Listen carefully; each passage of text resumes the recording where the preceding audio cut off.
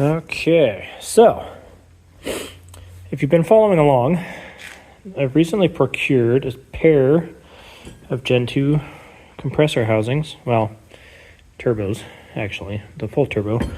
But the compressor housings, while the OD is the same as the Gen 1, this height on the lip here is not.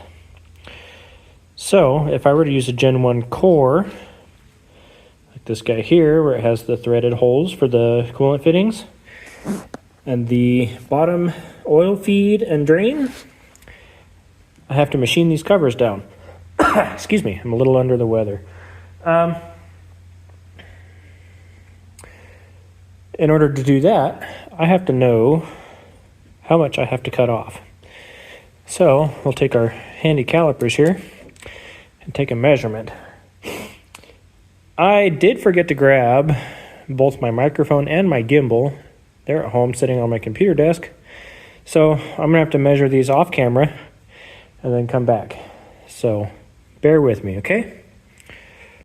Okay, so 703 is what the G2 cover is. I've actually measured the G1 as well. It's 4.6. So you can see that's quite a bit of difference to shave off. It's actually a lot more than I thought it was. 3 millimeters, about 1/8 of an inch. So let's get these, this guy and that guy set up over there, and then we can clean that up. So without further ado, let's get at it. Really wish I remembered to grab my stand. Because this requires a fairly high degree of precision, I'm going to switch this out for the 4-jaw.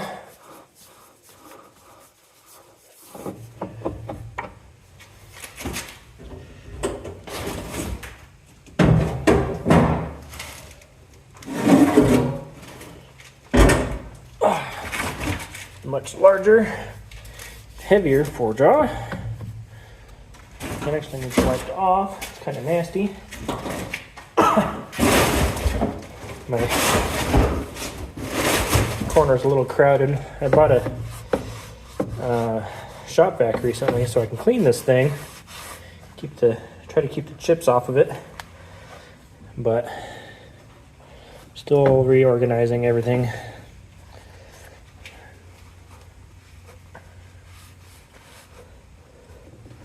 Should take a wire brush to all these threaded surfaces and clean everything up, but task for another day.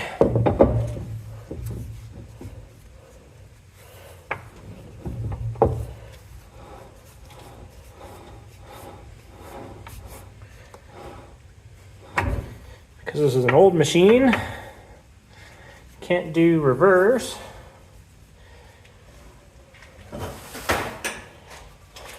So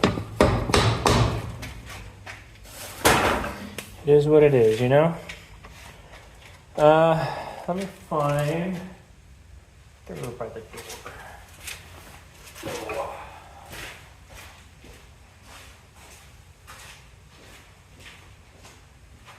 Yeah, you sure are. Don't need these to zero compressor housing, but always good to have when you're working on a lathe. Chips fly everywhere, you know?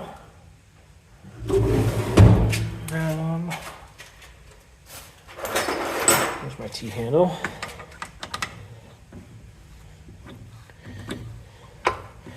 Unlock the back gear. These two need to be wound in quite a ways. I might need to back these two off a little bit. You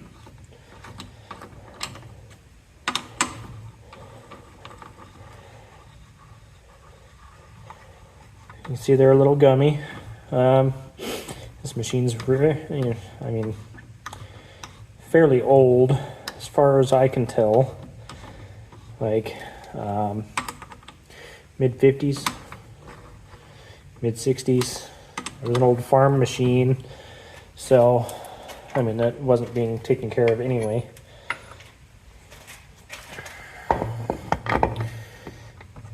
You know how farmhands are on things. Not very kind. If the farmhands were even allowed to touch it, you know. I don't know for sure, but my guess would probably be no. They weren't allowed to.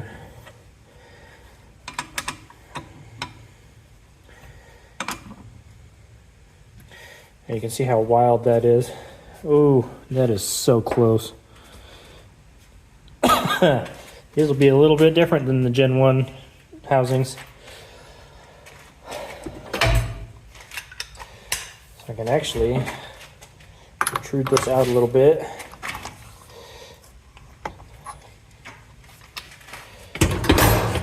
Seat it down in there a little more, closer to the chuck. Will help with stability. Grab the back gear.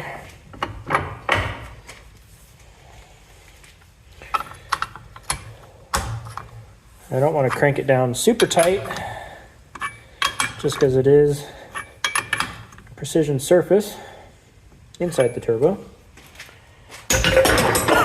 Excuse me. Back gear. Oh, I do not like how close that is, but I am down a ways, looks like. So, grab our dial indicator here.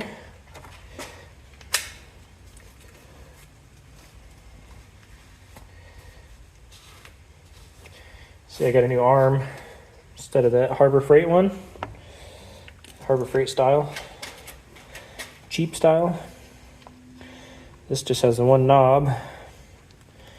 You set your position. It'll be right in your guys' way.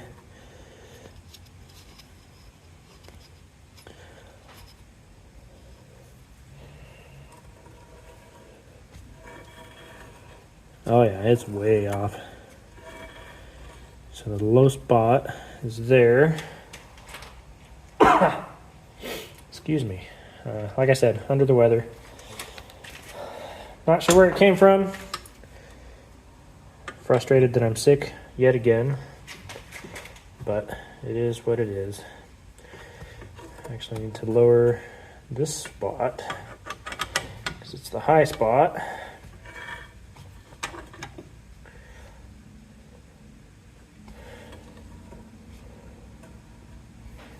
High spot.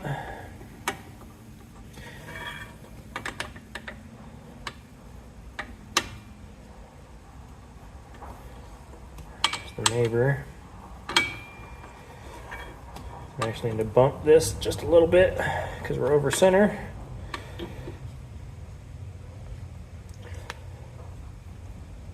There we go. A little better. High spot, we're way out. Probably about like that.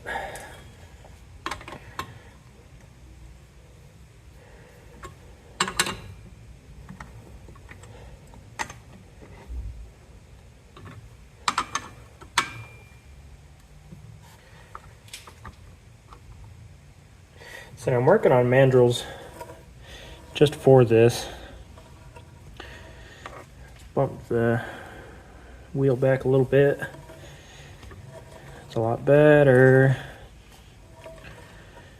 So we're low there, high there. I believe we're over center, so that's good.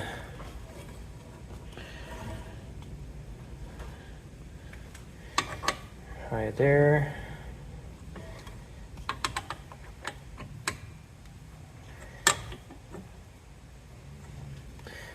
Cold in here. So now these small movements are where it gets tricky.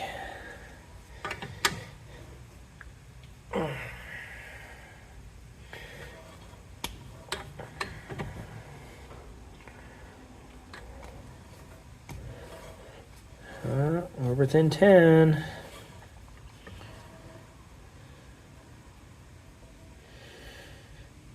I believe that's the high spot there.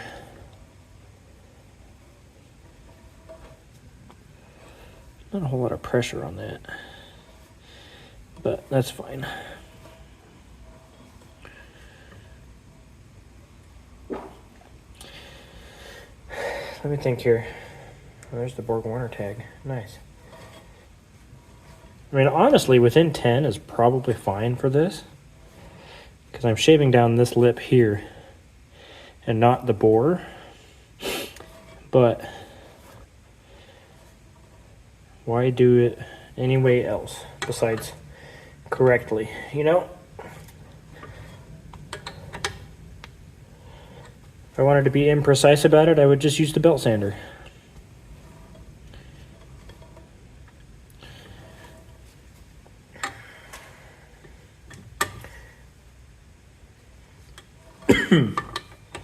And believe me, I could.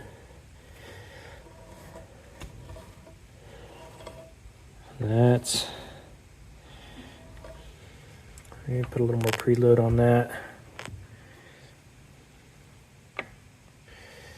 And I can't.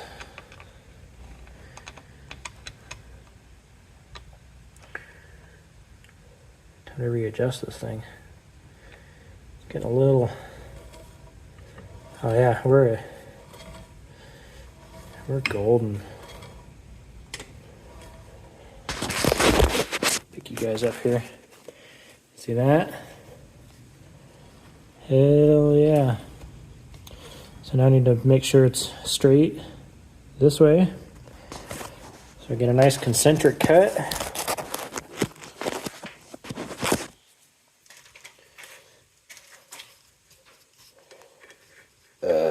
Oh, excuse me.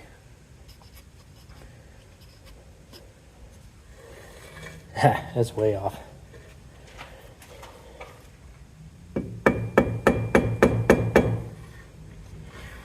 I think, yeah, had that backwards. We are right there.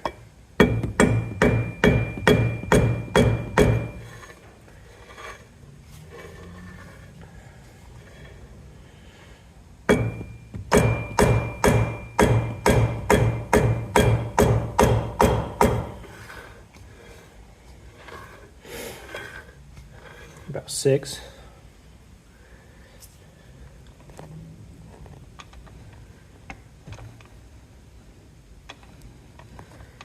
Oh, I'm moving you guys too. That's all right.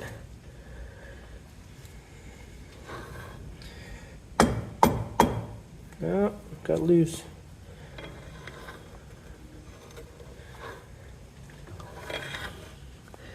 See that? We're off center again.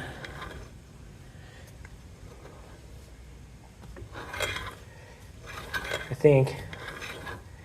Maybe. Let's check.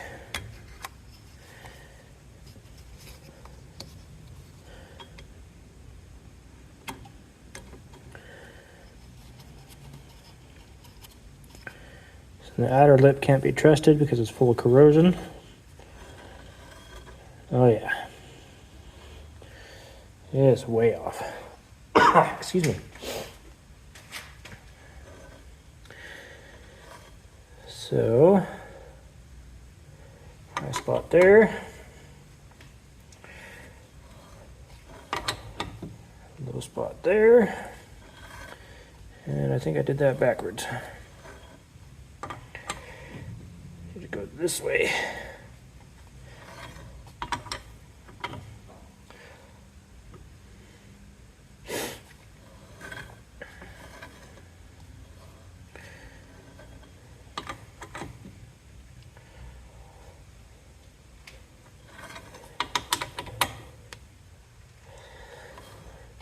Yes, it's tedious.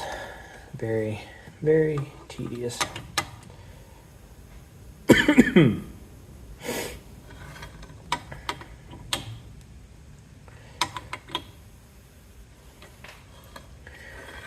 Oh, we're at 30.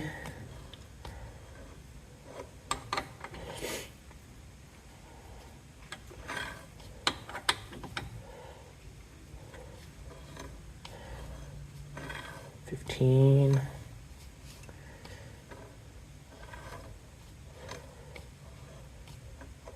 Right there.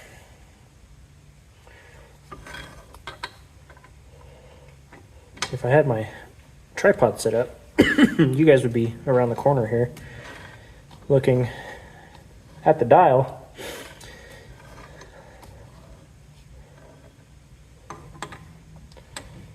Got 20 there.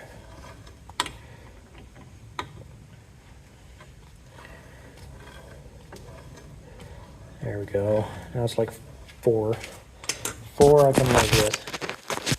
So we had to dial it back in. See how the lip we're on here.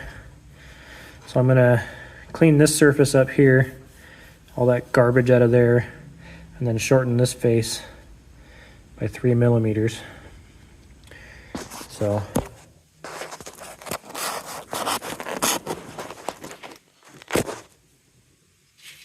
yeah, that's good. Excuse me.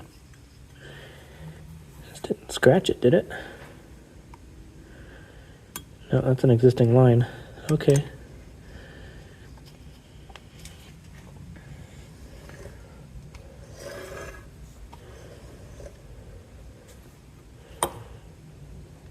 Something's not hitting right here. There we go. We're on a shoulder.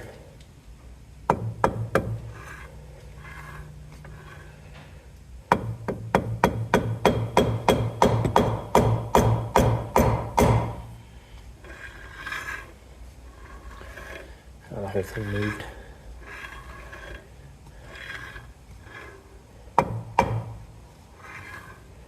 I think we're tight.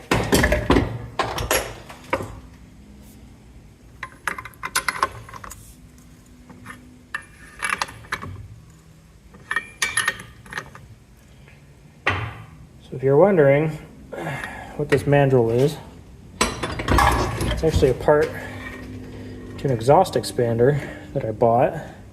Actually had to bore it out slightly to make it work like this. There we go.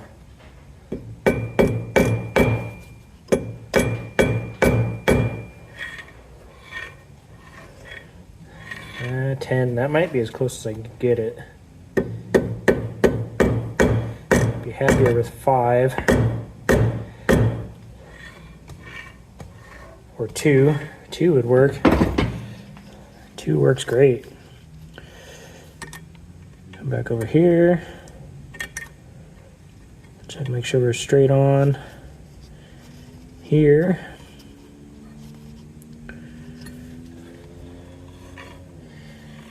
Nope, some bitch moved again.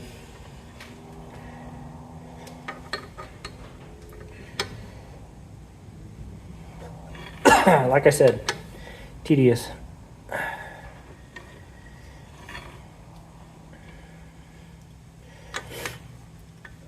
it this one? No, it's this side. Talking thousandths of an inch here.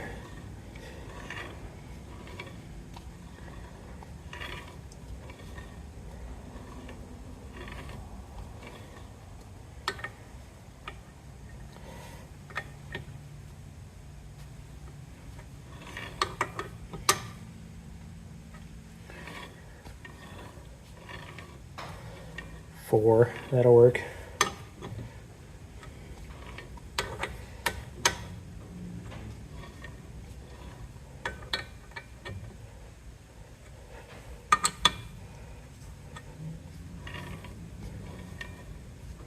Yeah, that's fairly consistent.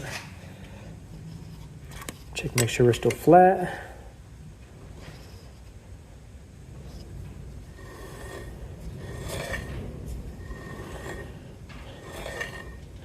Dead on the money. All right. Okay, so apparently my phone is running out of space. I have to get home and set up my network sync, play with that. So, in case I missed it, diamond insert. I don't remember what they're called. I don't know the insert names. I know they have names, but I don't know them. So ideally, you want to get as close as you can without touching.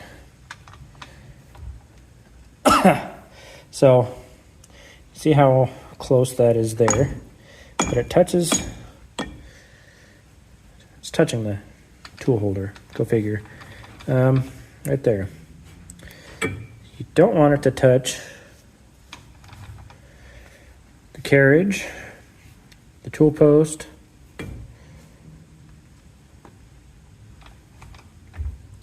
see, there's touching there. So, that's probably going to be about as much stick out as I can have. And you want to reduce the stick out so you don't introduce more chatter than you're already adding, because this is going to throw in a bunch of chatter anyway. And in fact, I'll probably throw it in the slower gear and just turn it slow, because this is going to vibrate a ton. So yeah, I'll get to cutting. Okay, so I actually switched to the left-handed cutter. That way I can push in straight as well as come across without messing up the corner here. And because it's not super high precision, I'm just going to use the calipers to measure the depth on that face.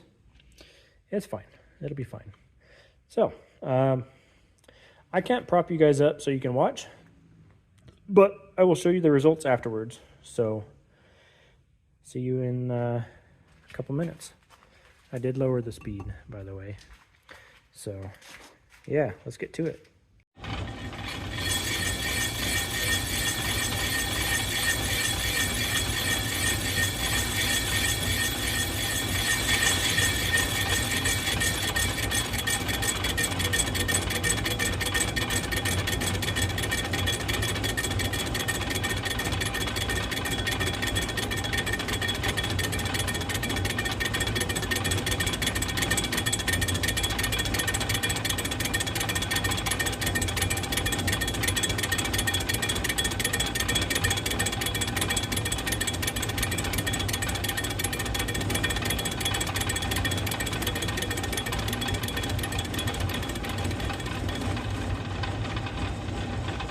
Alrighty, so quick pass with a boring bar.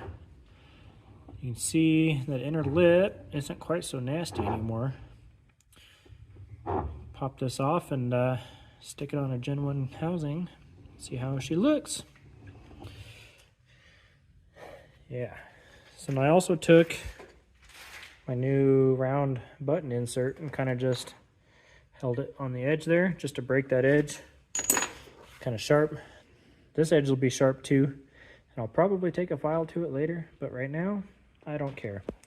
So let's get this thing dismounted and check its fit. Okay, here we are on my messy ass bench, and we are slightly proud, which is actually fine. So this is an unopened Gen 1 core, Gen 2 housing. You can see it sits slightly above. However, hold on, this has an O-ring on it. Move the Gen 2 out of the way. I have the Gen 1, and I have an unmodified Gen 1 cover at home. It's not here. You see, just a hair short, but the OE cover sits slightly proud also. So we're good. I'm actually going to clamp that guy on here, or on that one, and show it off. So yeah. Oh yeah, that turned out great. So you can see they're bolted together, and now it sits flush. So there you have it. Gen 1 turbine housing. You can tell by the shape of the arm. The Gen 2 looks a little different. That's the Gen 2 there. Different flange, different wastegate arm, because those use the electronic wastegate, that guy. Gen 1 core uses the Jiffy fitting and the solid pipe for the oil feed and drain, but with a Gen 2 anti-surge compressor housing. Yes, the wheel doesn't fit correctly because that's still the Gen 1 wheel. Somewhere around here, it's either here or at home, I have the other extended tip wheel that when I go to build these to put them on the truck, those will go in. Should be good for 530, 540 horse or so, somewhere in there. So I'm going to call it there for the night. Leave these here so I don't take them home with me. Thanks for watching. If you'd like to know more, come back. I do this kind of stuff all the time. In fact, this Gen 1 cover fits Gen 2 wheel. So I machined that one. Again, I got sidetracked. Under-caffeinated today. I'm sorry. Excuse me. And under the weather at that. Thanks for watching. Subscribe if you're new. Hit the bell. I'm going to try to post more this year than I did last year. Things are starting to warm up here finally, so spending some time out here is not a big deal. In the wintertime, it's freaking cold out here, so I don't spend much time in the shop. But yeah, see you next time.